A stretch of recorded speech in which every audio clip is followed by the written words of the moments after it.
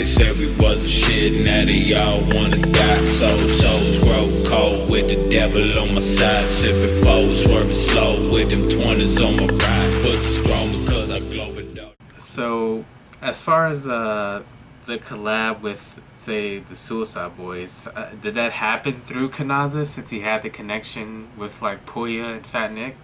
Actually, that shit's kind of crazy because Uicideboys, they of course didn't come out of nowhere, like in the sense get to the level that they are at now overnight. It did take a few years, but I remember when they started, and I'd already been rapping a couple of years, so but they've just had this crazy chemistry and we're improving so fast and dropping like 2 mixtapes a month for about a year straight. And so I was like, holy fuck, this is crazy. So back then they had Facebook, and so we just linked up, and they knew me from my posts and my comedy shit and then my rap shit, and they knew I was an all right guy. And so I just asked them, I was like, hey, can I get a beat? Like, wanted to get a beat, but I was like, I want both of you to produce it though. That would be really cool instead of just Scrim.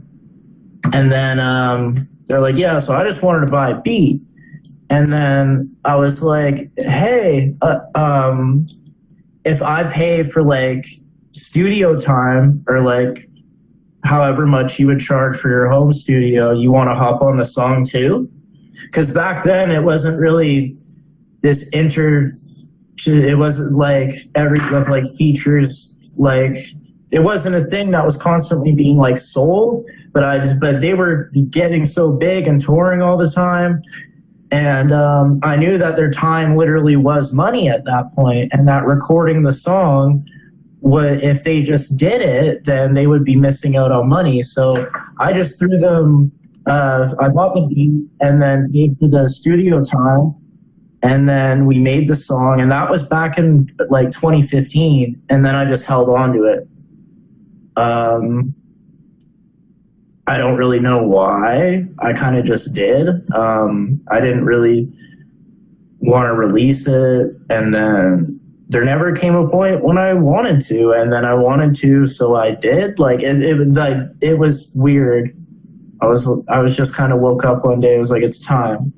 I think that was a good move because, you know, sometimes things are really about timing, you know? Yeah. And that sounds like the timing wasn't right back then, but now is definitely a much better time. So that was definitely a good move. Thanks, man. Yeah, no, because I re-recorded my parts back like a couple days before it was released. I re-recorded my parts because I just, like I was saying about the rhythm, I just got better at hitting rhythms with flows. So it was still all the same lyrics, but just more musically put together. My mirror is a rope, suicide till we ashes, 59 great bastards. After that, just take my earth and fucking dump it on the pastor. I used to be passive, so when I pass, please just grab a rap and roll me up and smoke me. I'm talking about my ashes, yeah, just let me go off. I'm from the 7, ain't no heaven.